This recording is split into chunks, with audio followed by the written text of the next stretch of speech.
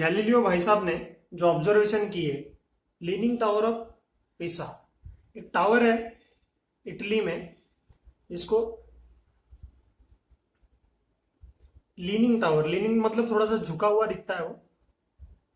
जैसे आप यूरोप में, इटली में बहुत सारे ऐसे टावर्स देखेंगे जो आर्कियोलॉजिकली मतलब उनका आर्किटेक्चर ऐसा है कि थोड़े से वो तिरछे दिखते हैं। तो लीनिंग टावर ऑफ पिसा से कुछ एक्सपेरिमेंट्स किए गैलीलियो भाई साहब ने, क्योंकि वो इटली में बॉर्न हुए थे, उनका जन्म वहां हुआ था और वहां पे वो एक इंस्टीट्यूट के मैथमेटिक्स के एचओडी थे, यूनिवर्सिटी ऑफ पिसा के, लीनिंग टावर ऑफ पिसा।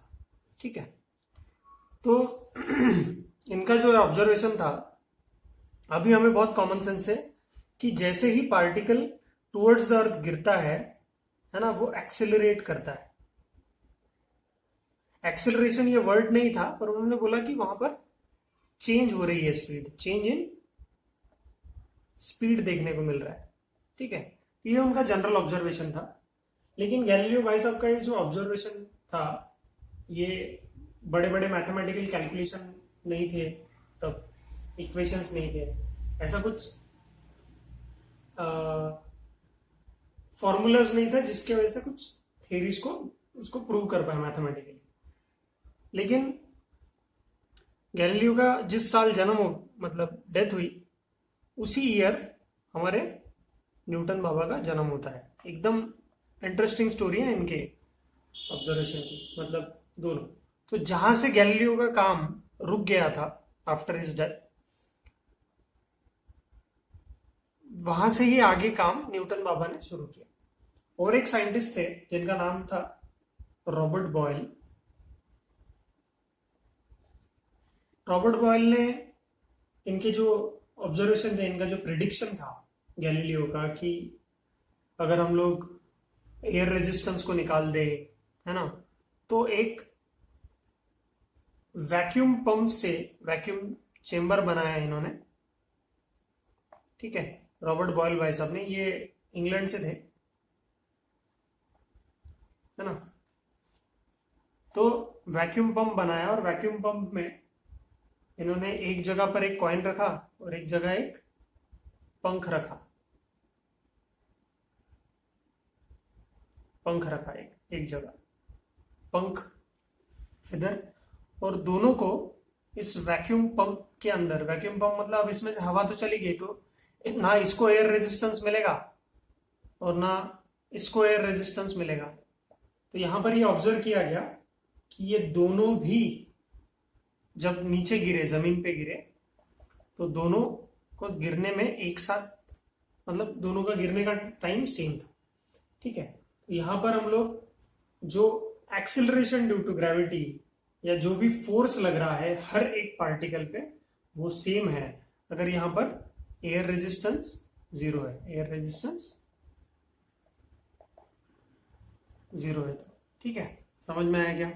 तो ये सारे ऑब्जर्वेशंस इन जनरल तरीके से जो शुरुआत हुई गैलीलियो भाई साहब से हुई, इसीलिए इनको फादर ऑफ मॉडर्न साइंस भी बोला जाता है। क्या बोला था? Father of modern science.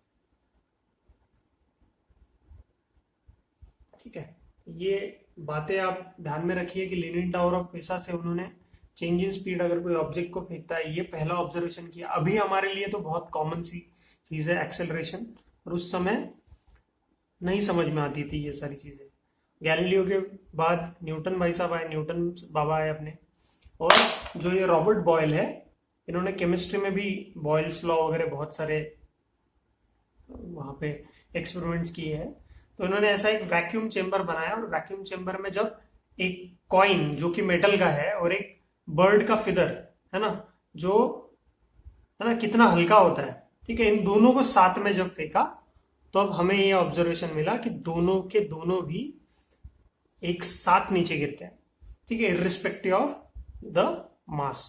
ठीक है, तो यहां पर इनर्शिया और जो न्यूटन का फर्स्ट, सेकंड, थर्ड लॉ है ना, वो हमने जब पढ़ा था तब ये चीजें बहुत मजेदार लगती है। तो प्लीज इन चीजों को ऑब्जर्व करो, है ना, अच्छी तरह से समझो। अब आगे बढ़ते हैं।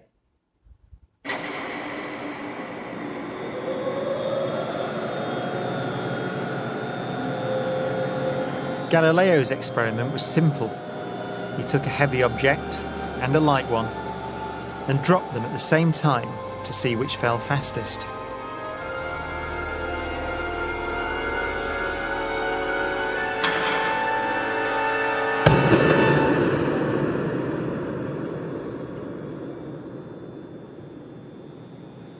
Now in this case, the feathers fell to the ground at a slower rate than the bowling ball because of air resistance.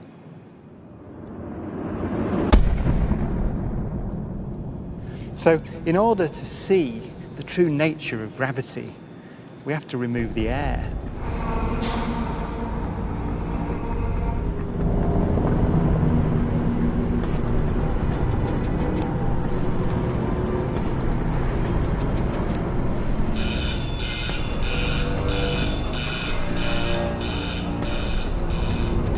It takes 3 hours to pump out the 800,000 cubic feet of air from the chamber. Okay, we dropped 2 millitorr in the last 30 minutes. But once it's complete, there's a near perfect vacuum inside. 6104 manual, 10% open. Station 1, go for drop. PCV 30-1, pressure set point at 240 psi. We are go for drop. 10, 9, 8, 7, 6, 5, 4. Cameras on. 2, 1. Release.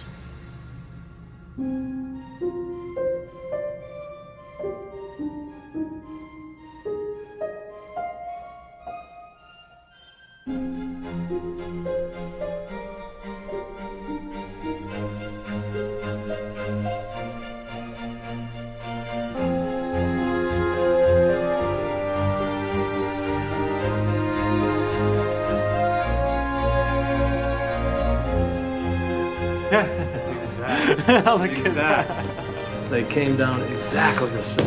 Wow. Look. Watch right there. Look at how they hit right there.